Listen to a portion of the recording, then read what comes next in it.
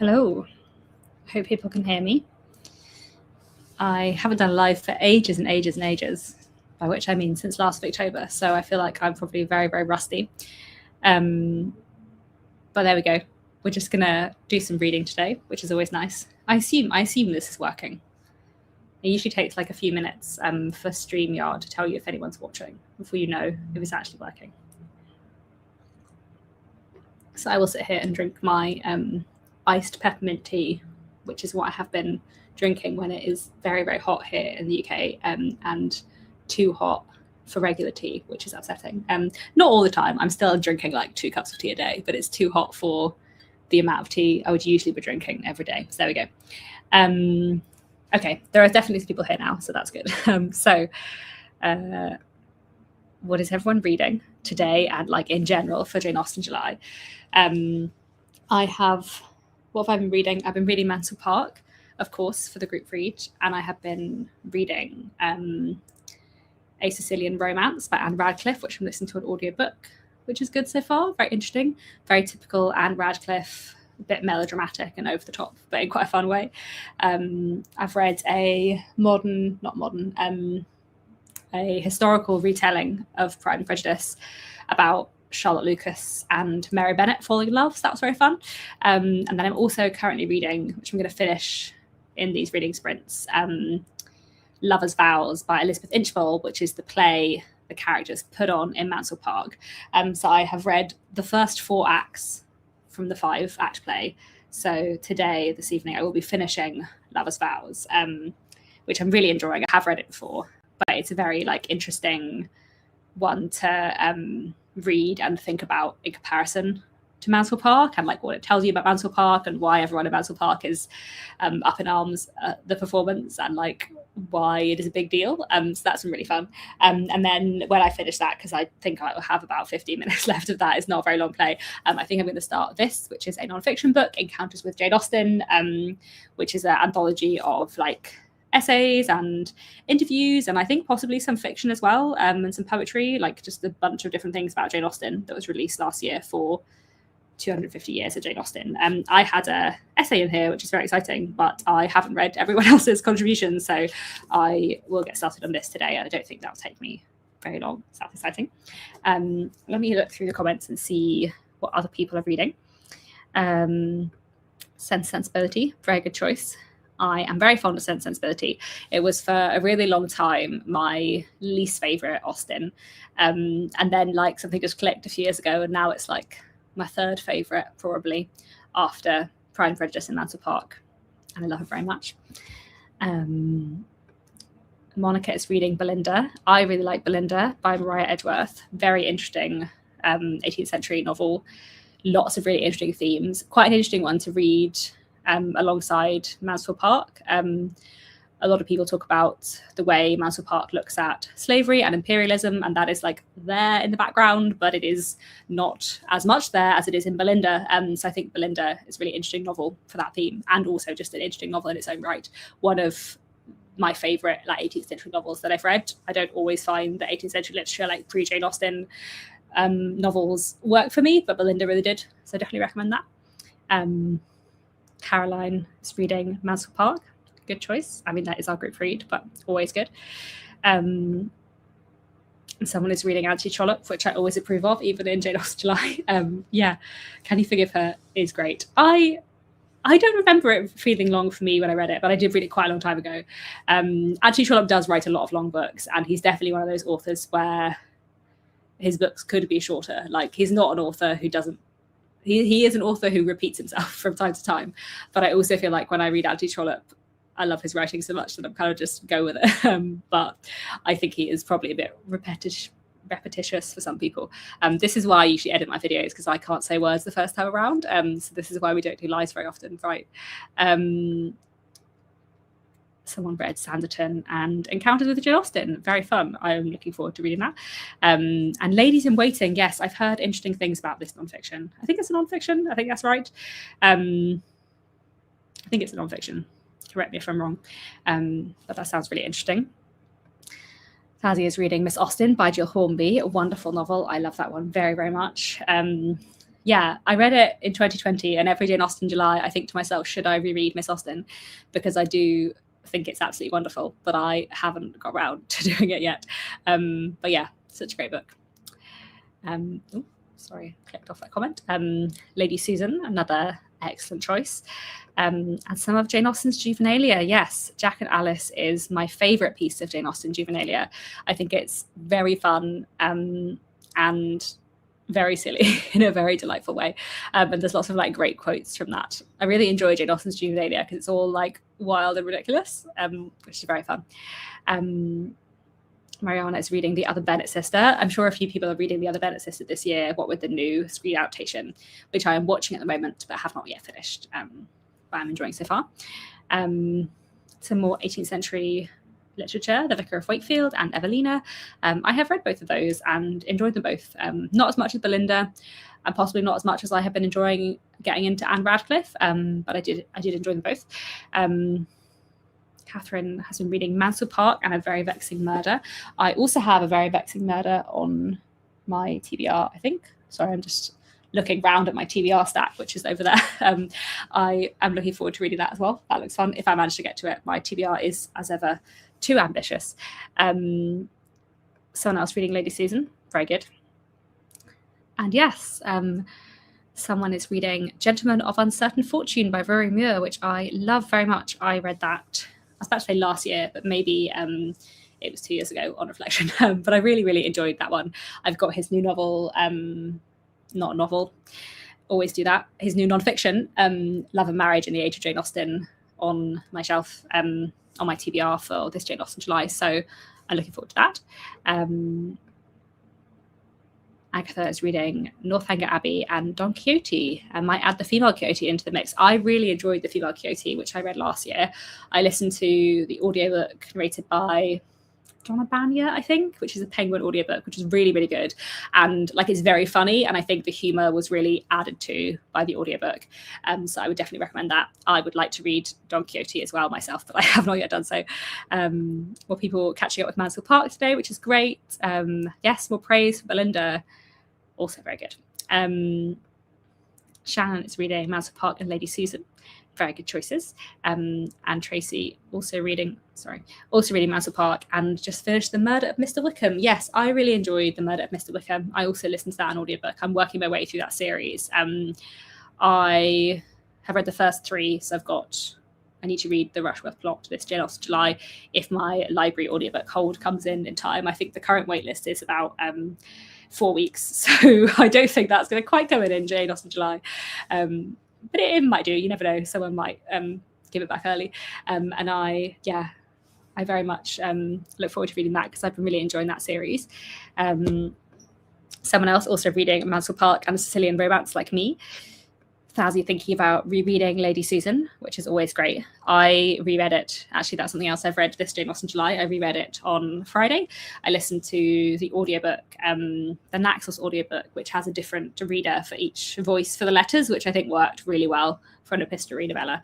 That was really fun. I had read Lady Susan a couple of times before, but I hadn't ever listened to an audiobook, and I thought that worked very well. And it's only like 2.5 hours, I think. So I would highly recommend the Naxos audiobook if you feel like doing a reread of Lady Susan.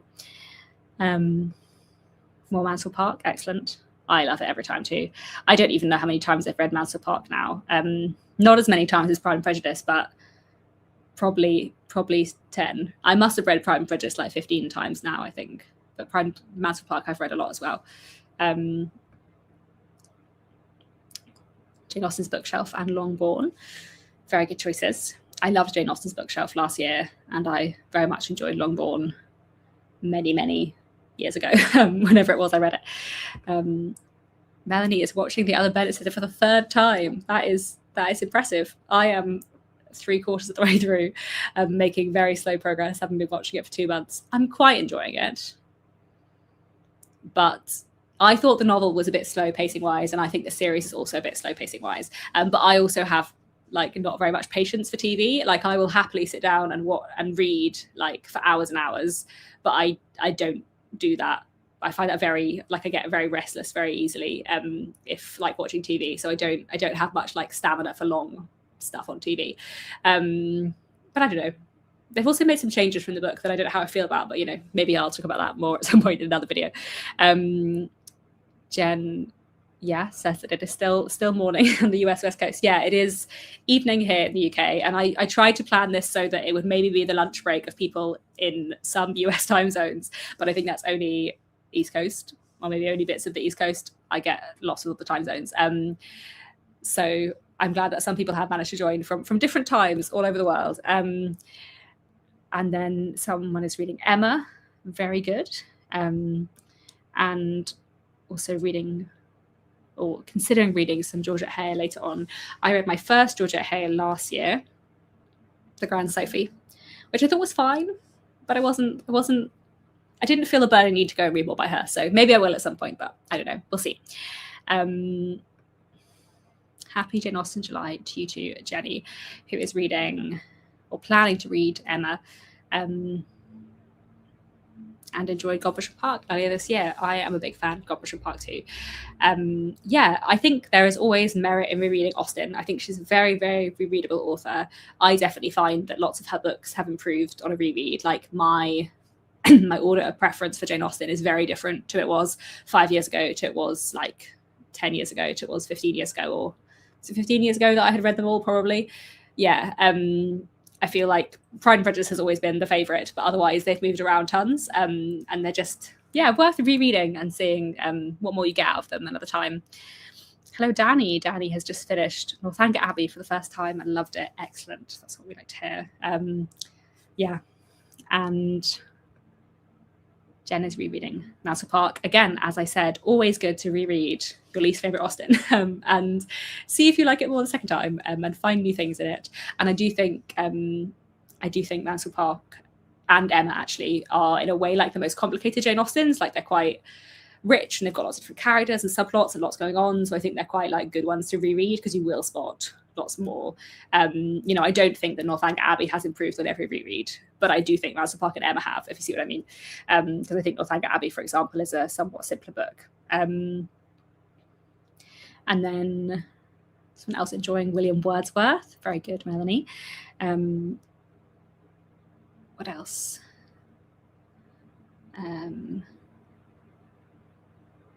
Someone has asked, what was the best TV adaptation of Mouse Park? None. No, that's not quite true. There has been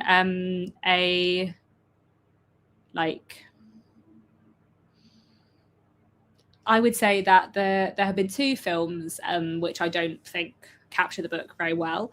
There is a 1980s television adaptation that is more accurate to the book, but I do think is a bit dry. I think it's a bit slow. I personally have never seen a direct screen adaptation of Mouse Park that I have loved.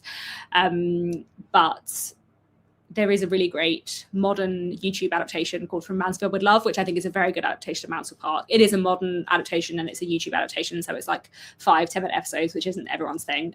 But I think it's really fun, and I think it's a really good take on the characters of Mouse Park.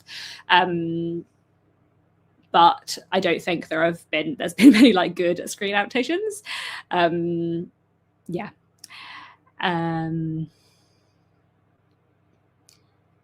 What else?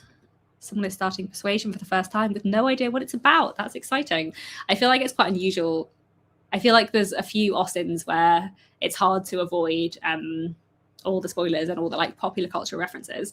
And it's quite exciting to go into an Austen not knowing what will happen at all. My husband Nick read Sense and Sensibility last Jane Austen July, I think maybe 2 years ago, and that was his final Jane Austen, and he had heard nothing about it in popular culture at all, and just didn't know what was going to happen at all, which was made for a really fun reading experience. I think I had seen adaptations of most of Jane Austen's books, if not all of them, before I read them. And it's quite fun to go in knowing nothing. I really enjoy with Anthony Trollope the amount of his books I've gone into just knowing absolutely nothing about them whatsoever, because it's hard to find descriptions for his books because he wrote so many. What other comments have I missed?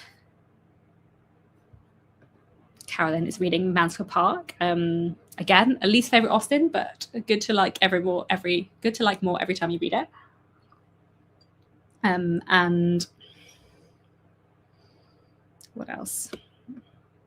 Someone is reading Jenny Uglow these times. I haven't heard of that one, but I'm sure I've heard of some other things by her, and have always heard that she is a good nonfiction writer. I think she's a nonfiction writer. I may have got that wrong. Someone else here who is reading Mansell Park for the first time. I think audiobook is a great way to read Mansell Park and Jane Austen in general. I think we were just saying this on the Discord server, but Jane Austen works really, really well on audiobook. I think there's just something about her style that works very, very well.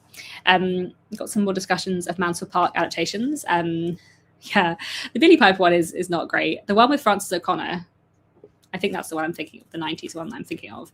I'm going to double check before I slander it, that is the one I'm talking about. Yes, it is. I hate that film with such a passion, because it's actually like, if you divorce it entirely from Mansell Park, it's quite a fun film. It does some things interestingly. It pulls out some of the like slavery, colonialism stuff from Mansell Park, from like the subtext into the foreground. I think the acting is very good, but that is not Fanny Price. It is a completely different character. They just replaced Fanny Price and put Jane Austen in her place in the story instead, and I don't like. I find that really sad, because I love Fanny Price's character. And I think in the same way that the 2022, I think, was it? Persuasion adaptation really annoyed me, where they just replaced Anne Elliot with a completely different character. I feel like whenever they adapt one of Austen's novels with a quieter heroine, they change her into a completely different person, because people who make films don't think that introverts can have love stories. Like, they only think extroverts can have that kind of role, which I guess is one of the reasons why I think The Other Bennet Sister has been so popular, because that is obviously very different, and has a very different kind of heroine. But it really annoys me that, like, when Persuasion and Mansell Park are adapted, that the heroines get changed in that way, which is not to say that always happens with Persuasion. The 90s film, the 90s adaptation of Persuasion with Amanda Root and Kieran Hines is very good. But there we go. That was my rant over. Melissa is doing all things Mansell Park, reading the book, watching some adaptations, reading some retelling. It's very exciting. I'll be interested to see what retellings you read and how they are, because I have only read one Mansell Park retelling, I think. This Motherless Lamb by Nikki May, which I really enjoyed, but I haven't sort of come across many more. I feel like I've read so many Pride and Prejudice retellings and very few other Jane Austen retellings, but there we go. Right.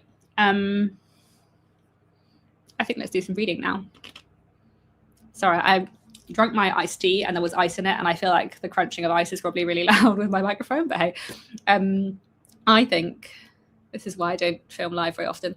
Let's do some reading sprints. And so I think we're at like 18 minutes past 6 now. So let's read until, well, 7 o'clock for me, but let's read until the hour, wherever you are, assuming you're on an hour. I know some time zones are like a half-hour difference, but read for 40 minutes from now, and see what we get through. And then I will come back and do a bit more chat, and then I will stop. We'll have a relatively brief reading sprint this evening, but I am hopeful that I will finish Lover's Vows and start Encounters with Jane Austen, and hopefully you'll get some good reading done too. But before we do reading, I'm just going to return to the Mansell Park adaptation. Yes, I agree. I also love Johnny Lee Miller. He's a great actor, really, really fantastic. And he's a great Edmund, and he does a really good adaptation of Edmund. But why isn't Fanny Price Fanny? You're right, Carolyn. It's very upsetting. Yeah. But Johnny Lee Miller as Mr. Knightley in the 2009 Emma is excellent, and that's a wonderful interpretation of Emma that's very true to the character of Emma. So that's where to go for your Johnny Lee Miller fix of Austen. And Jane Austen's bookshelf is very good as well. And now I will stop looking at the comments and we'll actually do some reading. So I will mute myself and do some reading, and I hope you'll all get some good reading done too. And I will check back in just over 40 minutes, and we'll see how everyone's reading has been going. Let's do that.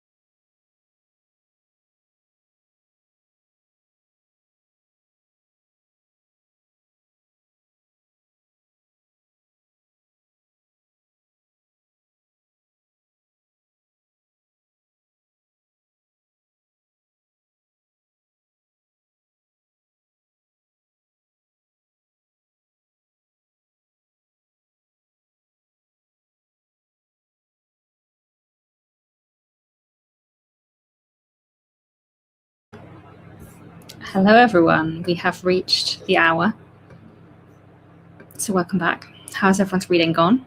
We've had some good reading over the past 3/4 of an hour.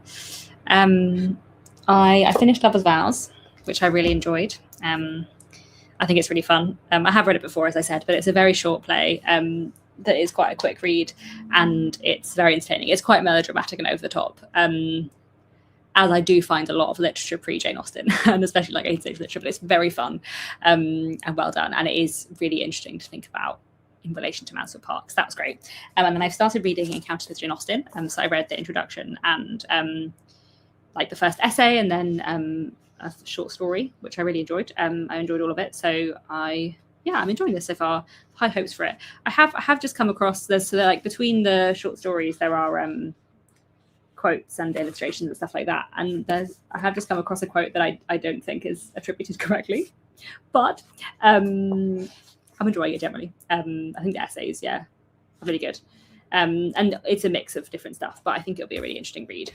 So yes, let me know how your reading has gone. Let me have a look at the comments I missed while reading.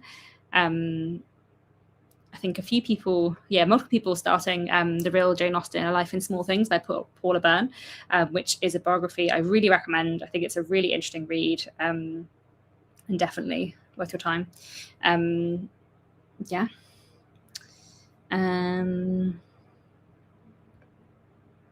Someone else reading Lady Susan, which I really enjoy and I think is worth a second try. It's a history, so I think it takes a bit of like getting used to, but I do think it's really good. Darcy has been reading Jane Austen's bookshelf, which is great, and I loved last year. Yes, and Sam is reading Love and Friendship, which is very silly and really fun. I think Love and Friendship is especially fun if you have read some 18th century novels, because it's such like a send up. It's such a pastiche of 18th century novels and like the ridiculousness of them, and how everyone's just constantly fainting, all of the women, and everyone's just like over emotional all the time. I really, really enjoy the way. I really enjoy the way Jane Austen like is mocking the genres of her day. I think it's really fun. And a few people have been reading Mansfield Park. Carolyn's listening to the audiobook narrated by Frances Barber. Yes, I really love that audiobook. That's the one I listen to all the time. I think it's very good. And she does a very good job of voicing all the characters. A few other people reading Mansfield Park, which is very exciting. And some general annoyance at Mrs. Norris, which is fair because Mrs. Norris is no good, as we all know.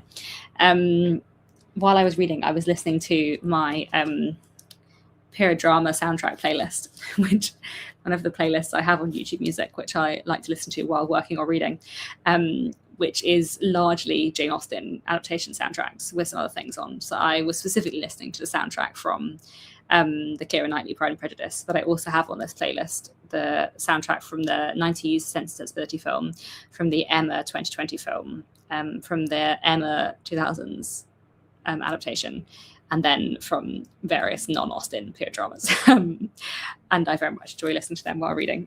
And Pride and Prejudice soundtrack is very good while reading. So that's been fun. What else? Melissa has just got started with Mansfield Park. Yes, Lover's Vows is very much available for free online. It's on Project Gutenberg, and it is it's a quick read as well. So even if you can only read it on a web browser, there will be ebook versions available, but even if you read it on a web browser, it's only going to take you like an hour and a half, 2 hours to read. It's not very long, and it's really interesting and worth a read, and will like enrich your reading experience of Mansfield Park quite a lot. And then Jenny is asking for biographies of Jane Austen. Yes, I have some other recommendations for you. So there is Lucy Worsley's Jane Austen at Home, which is a look through like all the different homes Jane Austen lived in, but it is basically a biography, but that's the framing of the biography. I really like that, and I think you can tell how much Lucy Worsley loves Jane Austen, which is really nice. And I also would recommend A Life in Small Things Jane Austen, The Real Jane Austen, A Life in Small Things by Paula Byrne. There we go. That's the full title, which is a really good biography. That biography is not chronological, which I do think means if you know like zero about Jane Austen's life, then it's a bit harder to read. But if you've already read the Claire Tomlin biography, then you will have no problem reading Jane Austen, The Real Jane Austen, A Life in Small Things. Every time I say the title, I can't get it right. This is why I edit my videos. But that book, The Real Jane Austen, is very good. And it goes through, like individual items that Jane Austen either owned or, things that she would have had being a person at that point in time, and uses them as like a jumping off point to talk about bits of her life. And I think it's really, really interesting. I love it as a style of biography, like as a format, but also I read it after I'd read I'd read several other biographies before I read that, but I still learned lots of new things from it, which is really great. So definitely recommend those two. I didn't love the Claire Tomlin biography. Well, did I? I found it a useful biography, but I have quite mixed feelings on Claire Tomlin as a biographer.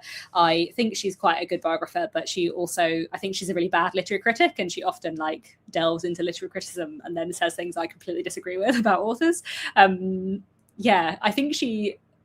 I didn't get the impression that she likes Jane Austen that much. And I definitely got the impression that Claire Tomlin didn't appreciate the humour in Jane Austen at all. I remember there was something she wrote about how, to her mind, a lot of the humorous bits in Jane Austen in Pride and Prejudice and Sense and Sensibility are left over from the first drafts and are not the mature stuff. And that just really bothered me because I love the humour in Jane Austen and I think that's just nonsense. So I think Claire Tomlin is an all right biographer, but I'm not I'm not a massive fan of her biographies.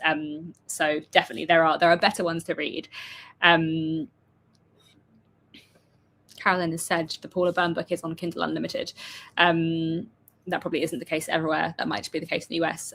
But I got it on audiobook from the library, I think. I think it is quite widely available. And I think they reissued, at least in the UK, they reissued A Life in Small Things with a new cover last year for the 250th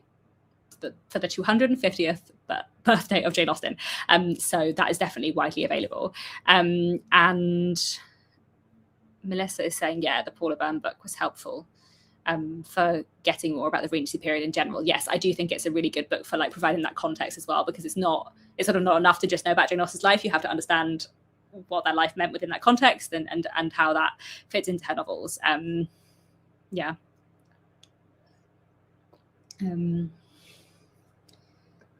Rosie says, listen to a LibriVox recording of Lover's Vows before starting to reread Mansfield Park, and it was an amateur production. That does seem quite apt in relation to Mansfield Park. I don't use LibriVox very much because the vast majority of readers on LibriVox are American and have American accents, and if it's a British book, I just find it very jarring to listen to with an American accent because that's not a neutral accent for me. But I think there are some good things out there, and obviously if you are from North America and an American accent is much more neutral for you, then that's not going to bother you. Yes, Carolyn, it's all right, the Claire Tomlin Jane Austen biography. It was the first biography of Jane Austen that I read, and I think it was a good introduction, but I wouldn't say it's a must read Jane Austen biography. If you already know a bit about Jane Austen's life, which I think you do, then I think there are better, more interesting biographies to read. Okay, I think I might wrap up this live show reading sprint. There we go. Those are the words. In a minute, and go and make some dinner.